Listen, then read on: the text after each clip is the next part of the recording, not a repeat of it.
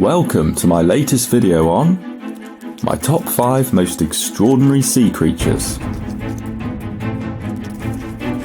Slimy ones, pinchy ones, and ones with needle-sharp teeth. Make sure you watch until the end for the most extraordinary creature of all. Have you ever seen these shells on the beach and wondered where they come from? These clams are really delicious, and if you've ever caught your own, you will have seen them squelch and wriggle about within their razor-sharp shells. But where do the clams actually live? The clams live buried in the sand up to 60 metres deep in the ocean, and the only ethical way of catching them is by diving for them. The clammer has the difficult task of spotting the siphons of the clam, which are two tube-like structures the clams use for feeding on plankton. Once the siphons are located, the diver can squirt a saturated salt solution on the siphons to bring the clams out of their burrows. The clam uses its muscular foot to push itself from its burrow in little bursts, and eventually the clam pops out the burrow altogether. The clam leaves the burrow because too much salt actually makes the burrow an inhospitable environment for the clam. The diver wears gloves to collect the clams, because they truly have razor-sharp edges. And once the clams are collected, they are purged in salt water to remove sand from inside the shells. Otherwise your meal gets a little bit crunchy. These clams taste amazing, simply baked in the oven for 15 minutes, and can be served with a little soy sauce. But if clams are not extraordinary enough for you, the next creature might be.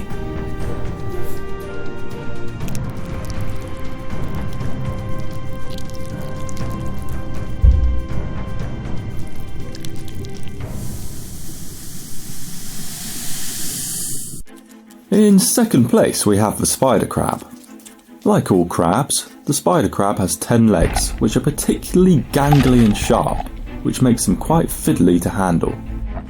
Every spring these crabs march into shallow waters to breed, and although they look rather terrifying, they are usually very slow and easy to grab off the seabed. Once a crab is grabbed by the diver, they should immediately turn Mr. Crabs upside down to avoid being scratched by the gangly legs and sharp claws. Some crabs are more feisty than others. Later in the year, spiders form dense piles of up to thousands of crabs, so they can molt, which means they abandon their shells in order to grow larger, and in turn grow bigger exoskeletons. As the crabs are particularly vulnerable at this time, they adopt a safety in numbers approach. Later still in the year, we often encounter spider crabs which have planted an entire shrubbery on their shells, helping them to blend in with the reef. These crabs are masters of disguise, and I intend to adopt the same approach as a diver. Just a warning though, although the European spider crab can grow to a leg span of almost a metre, don't confuse this with the Japanese spider crab, which grows almost 10 times the size.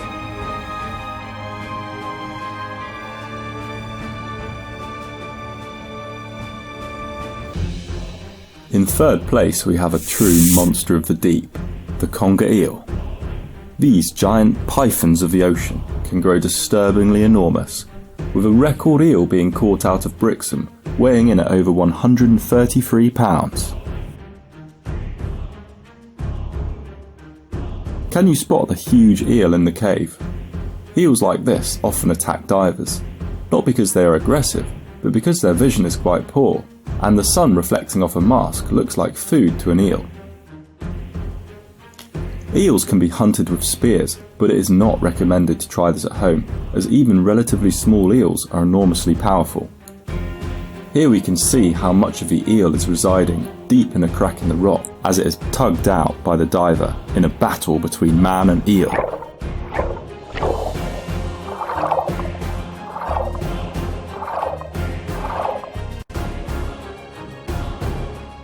Eels are very easy to prepare into steaks, and after being baked in the oven they taste more like pork than fish, but they are generally avoided for being rather bony.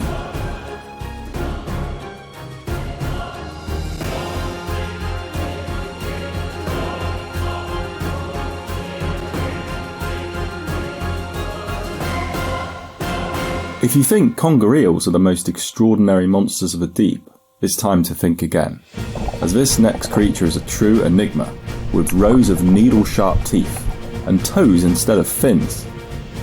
Diver Ryan Edwards, known as Ryan E on YouTube, caught this gargantuan 22-kilo monkfish in very shallow water in 2017, and the full story can be found on his YouTube channel.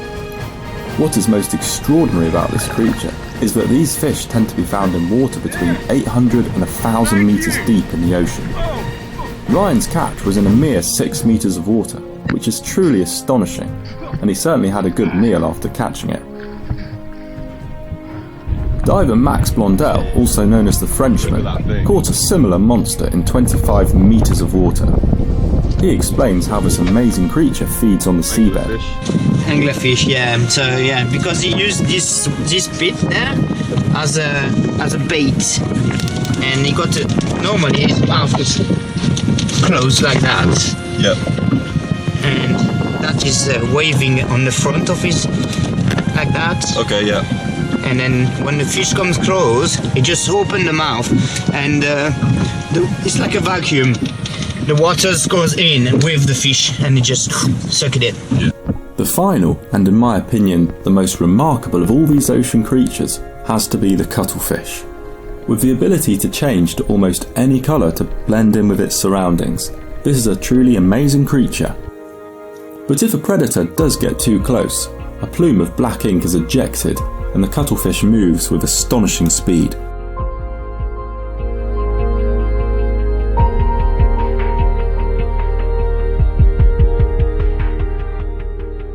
As well as being able to see behind them, cuttlefish can mimic the shape and texture of objects, as seen in this amazing footage from YouTuber Wet Mammal.